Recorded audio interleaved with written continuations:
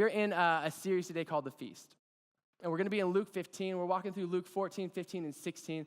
And Jesus is telling three parables or sets of parables based around food. And he's kind of beginning to change some things around the dinner table. I think he always chooses the route you wouldn't choose. Most people would choose the government, but he chooses the dinner table. He says this is where everything is going to change. And one theologian said that Jesus' ministry is built around food. In the book of Luke, you'll see he's going to a meal, he's at a meal, or he's coming from a meal. Like Kayla said, Jesus was a guy about food. And so he's beginning to tell these stories, and he's rearranging the social order. He's rearranging the heart of who we are in this time and age and stage. If you were at a meal with somebody, you were accepting them. You were bringing them in. The people you ate with were the people you identified with. I think today it's still true that the people we eat with are the people that we're closest with.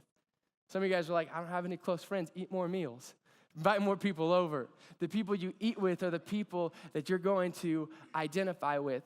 And he begins to set these rules about how we love and accept and open up our tables. And if you look at the history of the early church exploded for the first 300 years. And most historians and theologians will give two reasons. First, outrageous generosity. And second, outrageous hospitality. That they were opening up their tables to people that they shouldn't be opening up their tables to, that they were living a certain way, that they were humbling themselves, that they were taking the lower seats. And he's beginning to assert this order where everything is changing. And as the church moved away from that, we actually slowed in growth. So as you're sitting around the tables, let's put into practice these gospel table rules that Jesus is setting. Now, as a kid, there were certain tables I loved to sit around and certain tables I hated to sit around. One table, though, that would get me ecstatic no matter what was Olive Garden. Anybody in here Olive Garden fans? Okay, we got a couple. I don't know if you remember Olive Garden in the late 90s, early 2000s, but it was the place to be. Maybe that's just because my family had 5 kids, and to go anywhere else cost us $400. But we would go to Olive Garden, and I remember feeling like I am home, because when you're there, you're family, right? And so I'd get there, and I'd sit down at the table, and I'd get so excited because of the breadsticks, right? Like, I didn't care about anything else, the breadsticks. And I'd sit down, and there's a couple of breadsticks right there. I'll hit that in a minute. But have you noticed the hype around Olive Garden has died a little bit? It actually has declined, or maybe just for me, but there was a study done about Olive Garden, and it said that it has actually declined in the last few years, and they did a research on it, on why people aren't going to Olive Garden and what's missing and what's going on, and they said it was all about the breadsticks. Those early years, they would load on the breadsticks. You'd come and there'd be 10 breadsticks at your table. And as soon as you finish it, there'd be another set of breadsticks. As soon as you finish more, there'd be breadsticks. In the last 5 to 10 years, they began to ration their breadsticks because they thought it would help their budget. That picture of 2 breadsticks, my wife and I sat down at a table 2 years ago at Olive Garden, and that was all they served us, which is a sham and a travesty and horrible. But luckily, she's gluten-free, so I got both. So don't worry about it. I was taken care of. But researchers said if Olive Garden would just get back to the breadsticks, they would come back to life again. Man, I think the early church, we got to get back to our breadsticks. We got to get back to the table.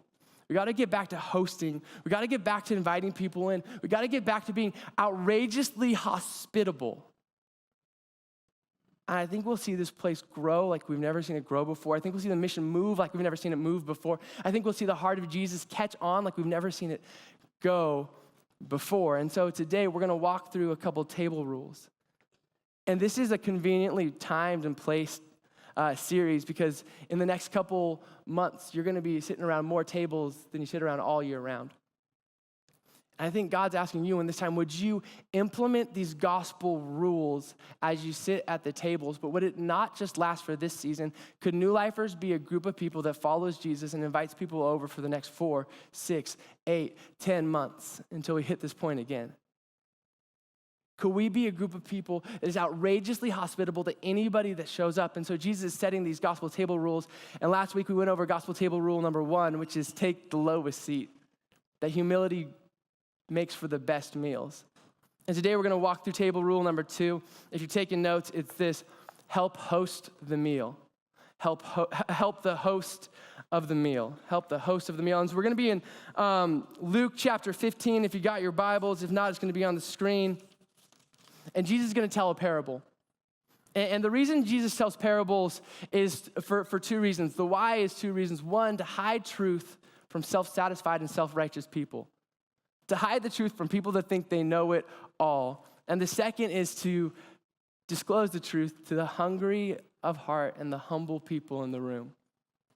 And then when does Jesus tell parables? Honestly, a lot of times Jesus just told parables when things got awkward.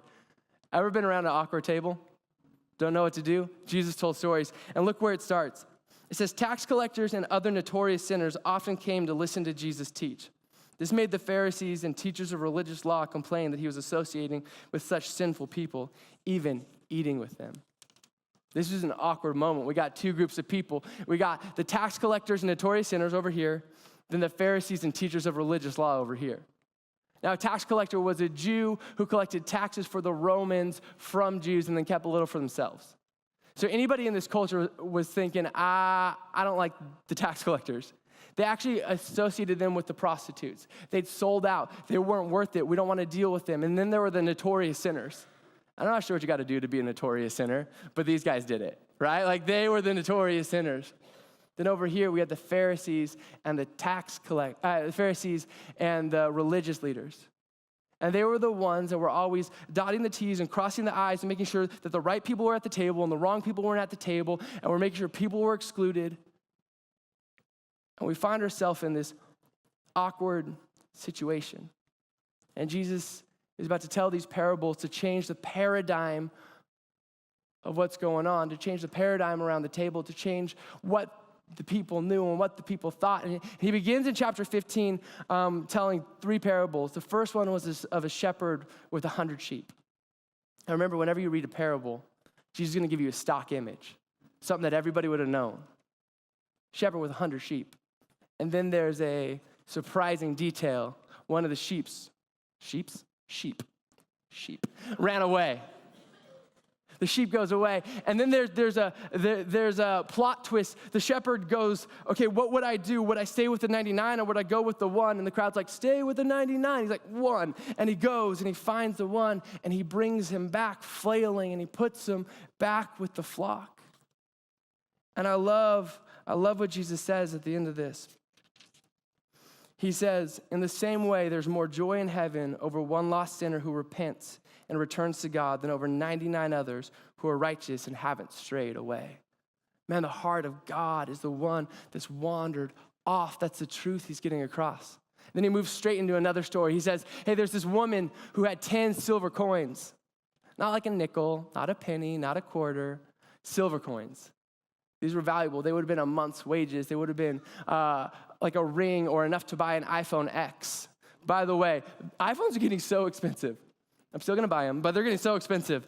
And she loses this coin, and he says, wouldn't she flip over every piece of furniture, everything that's going on, and find that 1 coin? And she finds the coin, and she invites somebody in, and she rejoices over it. That's the way the angels rejoice when 1 sinner comes back to God. And then he hits the story that we're going to land in today. And if you've been in church a long time, this story might be one that you feel overly familiar with. But I think there's some twists and turns. And I think there's some things that Jesus is trying to get across, and maybe we never noticed it because we might be the self-righteous, self-satisfied people. And as I read this, I realized, oh, that's me. And he starts with this story of a dad with 2 sons. A younger son and an older son, and the younger son comes and he says, Dad, can I have my inheritance? Which is essentially him looking at his dad and saying, Dad, you're dead to me. I don't want you. I want what you can give me. And the father obliges and gives him his inheritance, and he goes off and he wastes it in a foreign land. Meanwhile, there's an older son. The older son stays and does everything that's right. He works the land. He looks after his family. He's the peacemaker in the community. He goes to church. He fills out his connection cards. He throws a Friendsgiving. He high-fives Wes, whatever it is. And while he's there being faithful over and over and over, the younger son goes out He spends his money, wild living, ends up going broke, and finds himself as a hired hand in a Gentile land working with unkosher pigs. The worst of the worst place you could be as a Jew. There's a day he's sitting there and he's looking at the food that the pigs are eating, and he's like, that looks good. And he goes, oh my gosh, I got to get out of here. And he thinks back to his father. And he remembers that his father's a generous man. And he said, it would be better to be a hired hand with my dad than it would be to be here wanting to eat what the pigs are eating. And so he goes and he returns home to his dad. You got to catch this. His heart wasn't repentant yet. He just knew there was a better place to be. On his way home to his dad sees him. It says while he was a long way off, his dad sees him, and his dad runs to him. Now, in this day and age, in this culture, for a rich man to run would be undignified. It would be embarrassing because he shows his legs, and it's just a weird moment. And he starts to run at his son. And now his heart is this: I want to get to my son before anybody else can get to him and tell him he's not welcome. I want to embarrass myself before anybody else can embarrass him. Man, is that not the gospel? I want to get there before anybody else can. There's this crazy cultural thing called the kezazah, which would literally be they would bring in a pot and they would break it in front of him and they would say, you have been cut off. And the dad wanted to beat him before he had the kezazah happen. And he gets there and the son begins his rehearsed thing that he's been rehearsing all the while there. He goes, Father, I've sinned against you and against God. I'm not worthy to be called your son. I'm going to be a hired hand. And his dad stops him right there and he puts a signet ring on his hand. He throws a robe that would say that he is the honored guest for a feast. He threw sandals on his feet. He said, you are restored. We're going to have a party. And they go and they invite everybody in and they have a party. And usually we stop right here. Like, he's back, dad's happy. But remember, there's two groups of people. There's the sinners and the tax collectors, and they're like, yep, we're the prodigal. We ran off, that's us. And then there's the Pharisees that are like, we must be the dad. And it gets to this point, and I want you to catch this, because if you've been in church for a long time, if you've been serving and giving and tithing and played this game for a long time, you might have gotten to the point where you don't even see where you're missing it. And it says this in chapter 15, verse 28. Let's start in 25. Meanwhile, the older son was in the fields working. When he returned home, he heard the music and dancing in the house. And he asked one of his servants what was going on. Your brother is back, he was told, and your father has killed a fattened calf. We are celebrating because of his safe return. The older brother was angry and wouldn't go in. His father came out and begged him, but he replied, all these years I've slaved for you and never once refused to do a single thing that you told me to. And in all that time, you never gave me even one goat for a feast with my friends. Yet when this son of yours comes back after squandering your money on prostitutes, you celebrate by killing the fattened calf. You celebrate by killing the fattened calf. Man, I find myself in this attitude all the time. If my heart is left unchecked, I find myself in a place where I am self-righteous, self-satisfied. He did these things, but I've done this thing. And I find myself protecting the name of the Father, forgetting to reflect the heart of the Father. I forget to live the way he called me to live. And I think if you look at this, there's these things that are going on in the heart of the oldest brother that are keeping him from helping host the meal, that are keeping him from the family gospel, family table rules. And I think there's 5 things in his heart as you look at this that we need to be aware of. If we find ourselves as the older brother, we need to be aware of so that we can step away from those and step into helping host the meal. The first thing is this. It says that the older brother was angry. Man, I think the older brother had angst in his heart. Ever been angsty? Remember your teenage years? He's sitting there, he's going, man, I've been here all along. I've been faithful all along.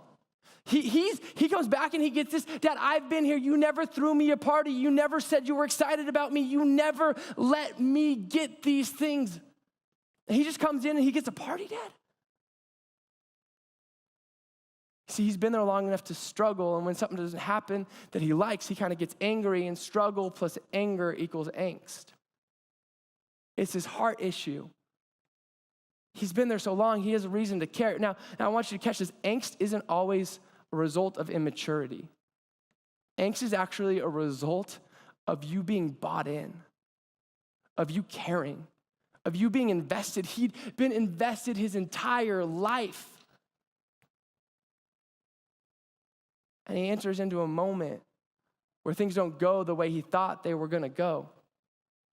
I don't know if you've ever been here and been like, man, I've served, I've given, I've done absolutely everything, and we always just celebrate the person that just came in here.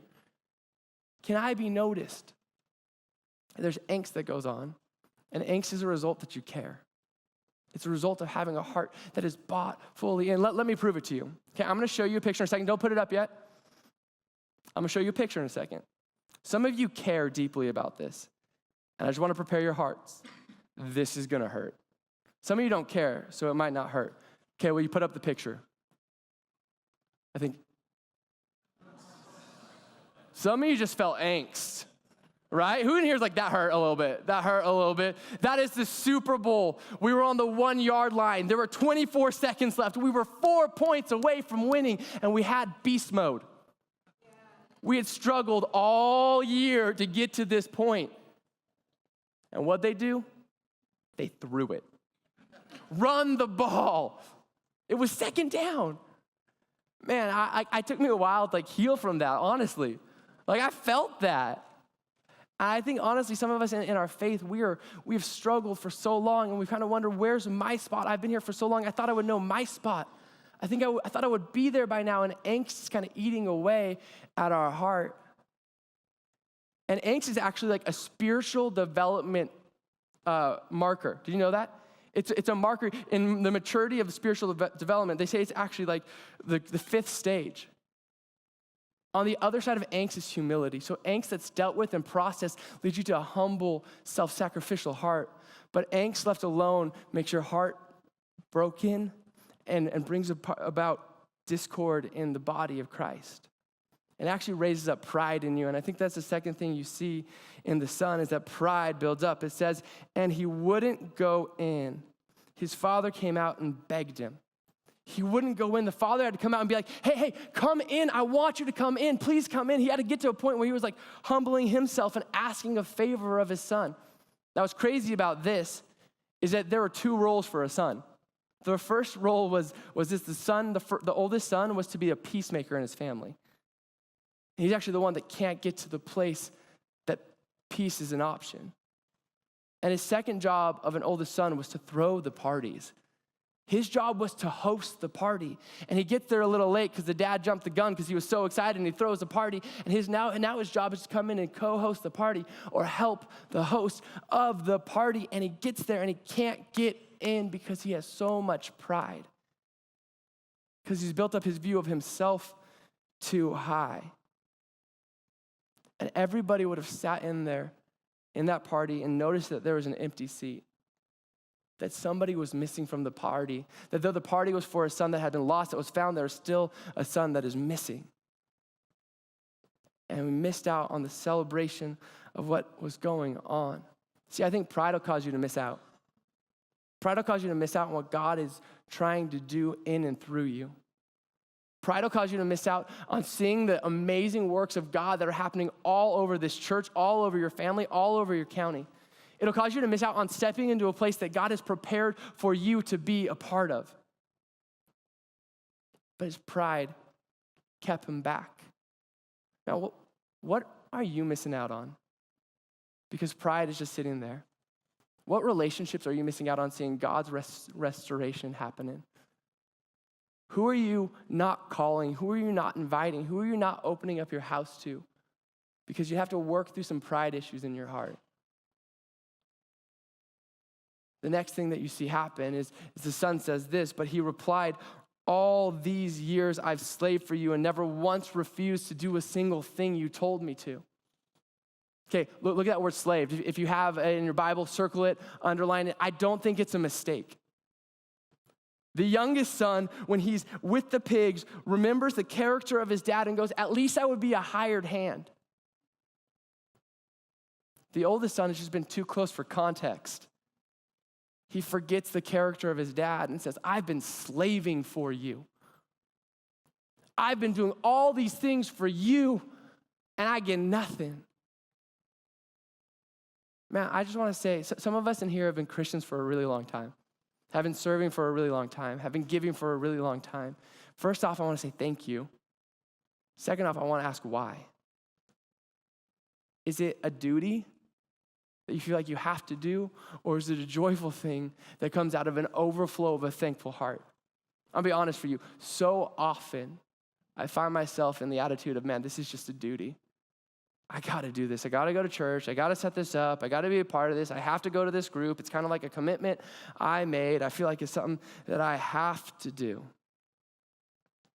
And I've learned this, when I lose my why, I lose my way. When I lose my why, I lose my way. When I forget that my life is a response to a radical, incredible grace that has been given to me, and now I'm supposed to give freely out of a response to that grace, when I forget that, I begin to think I deserve things. When I think I deserve things, an entitled heart builds up in me. And entitlement is the third thing you see the son roll through. Man, I slaved for you. I've worked. Don't I deserve more? The easiest way to get entitled, if you're looking to figure out how to get entitled, is just stop saying thank you. Stop saying thank you, Jesus, for all that you've given me. There's going to probably be a moment in the next week or two where you're going to be sitting around a table and somebody's going to ask, what are you thankful for? And if you're like me, your heart's going to get cynical. And be like, yeah, but here we go. It's Thanksgiving. We're going to talk the one time a year about what we're thankful for. Would you resist that urge? Would you say what you're thankful for because it's reorienting your heart to just be grateful for what God is doing? Can you resist the urge to be cynical and sarcastic? Can you be the one that engages people in these conversations? Let's not be cynical. Let's be thankful. Let's move. Let's see what God is doing. Because whenever we focus on what we don't have, two things happen. One, we drop our gratitude. Two, you can't celebrate other people. When you get so focused on what you don't have and what you're missing out on, you cannot celebrate other people. He says this, and in all that time, you never even gave me a goat for a feast with my friends. The fourth thing that happens in your heart is you get a diminished view of God. You didn't even give me a goat. You gave him a fattened calf, but you didn't even give me a goat to deal with. And he starts to believe that his father isn't generous because he's looking for a specific blessing and he's missing out on all the other blessings. Sometimes if we look for a specific thing, if we compare our blessings, we're going to miss out on everything else that God has been giving us and everything else that God has been doing in us. Later, the father's going to say, everything I have is yours. And he's so focused on the one thing he didn't get that he can't focus on everything that God is doing in and through him. Now, what do you do with God's generosity? Do you cheapen it because you feel like you've worked and you've earned it? Or do you miss out on it because you're looking for a really specific thing and you're not seeing what else God is doing in your heart? It says this, yet when the son of yours comes back after squandering your money on prostitutes, you celebrate by killing the fattened calf. The fifth thing that I think you got to watch out in your heart is resentment. You got to watch out for the seeds of resentment. Do you see what's happening here? He's getting bitter. Things are growing up in him. He's bitter towards his brother. He's always been bitter towards his brother, but bitterness is breeding bitterness. And now he's bitter towards his dad. I thought I deserved so much more. Angst, pride, entitlement, diminished view of God, resentment. This is older brother syndrome. And honestly, when the church forgets about the love of God and the mission of God, we turn into the older brother. And when we're the older brother, it keeps us from helping the host.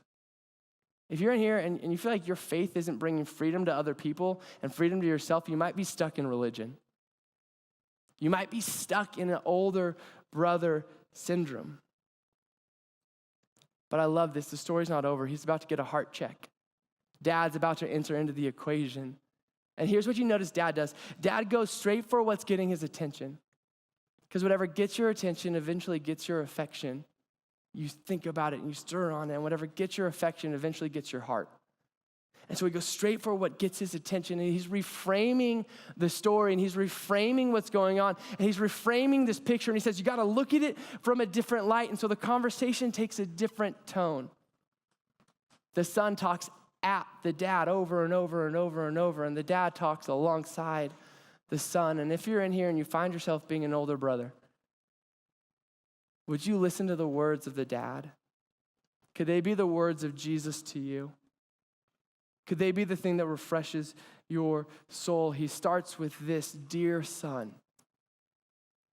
Dear son. Every time I've heard this story, I always picture the prodigal getting a grace-filled dad and the older brother getting an angry dad. Now, they have the same dad. And he's coming at them with arms wide open saying, I want you at this party. Dear son, you matter to me. You have value to me. Dear son, you've been here all along. You've stayed with me all along. Dear son, you've stayed with me. Listen, I've seen you all along. What you've done isn't hidden to me. The way you've lived isn't hidden to me. Your heart isn't hidden to me. Your actions aren't hidden to me. I'm very aware of what you've been doing. If you're an older brother in here, you've been faithful. Man, God has been watching. He's been seeing. He's been invested all along. Third thing he says is, everything I have is yours. Man, your brother coming back and getting a blessing doesn't steal from your blessing. It doesn't take from what I've given you. It doesn't take from what I have for you. I actually have over and above what you think I have to give to you.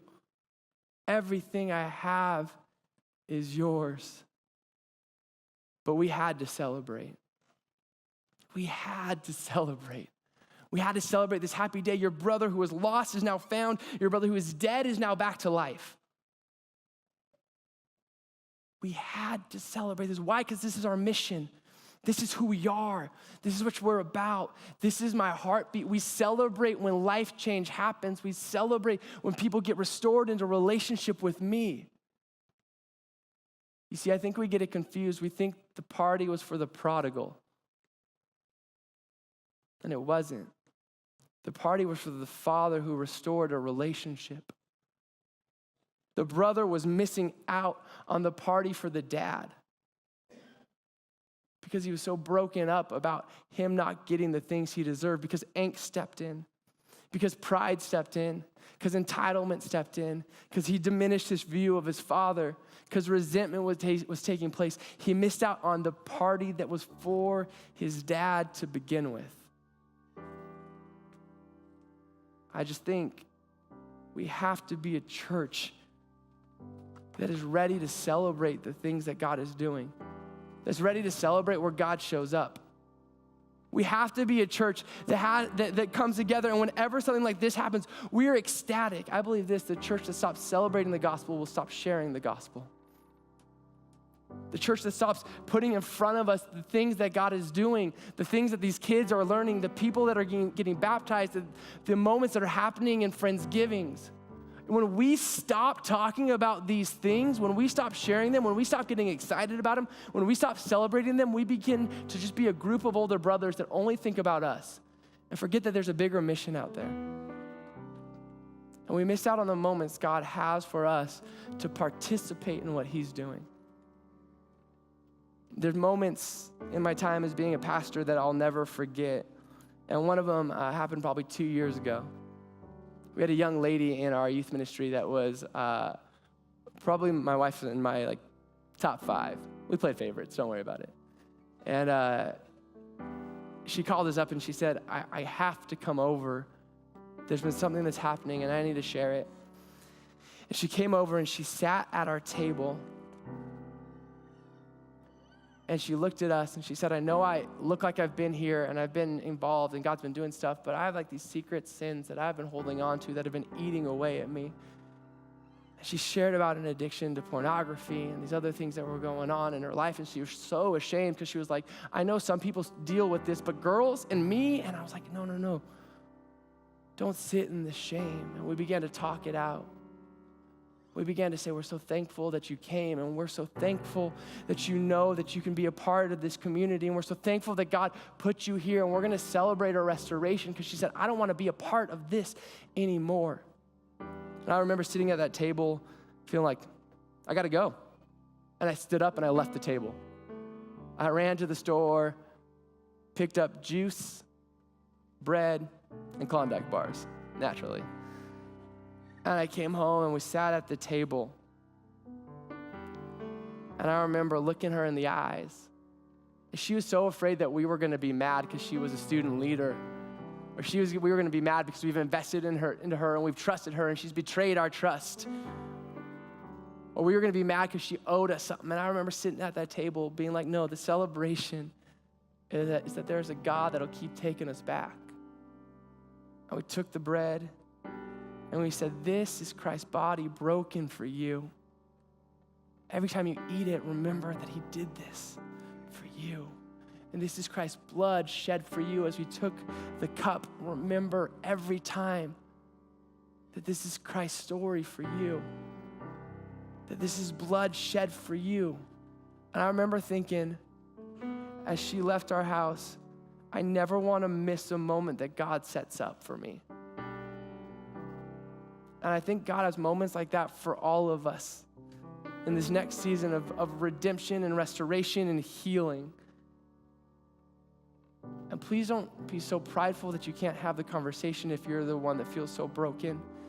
And please don't be so prideful if you're the one that feels like you might be on the other side or hurt. Invite it in. Have the conversation. The celebration isn't about you. It's not about the other person. It's about a generous God who comes and who meets us and who draws us in.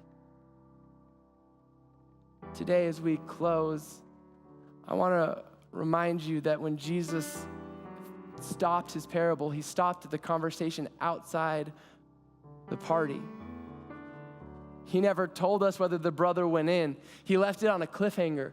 It's almost as if you and I get to finish that story. We get to decide whether we're going to step in to help host the party, or stay on the outside and try to keep people out and hold on to our entitlement, angst, anger, pride. Jesus, would you meet us where our hearts have become broken or bitter or angry or frustrated? God, would you show up where we have missed the mark or where our attitudes are wrong? God, would you show up where we've run away and we've been the rebellious one? And could we have moments where we remember that everything we do is a response to your grace, everything we do is a response to your love, everything we do is because we have a host on the other side with arms wide open. God, would you be here? Would you bless our tables? Would you bless our conversations? Would you give us the courage to do the things we know that you're calling us to do? Pray this in your name. Amen.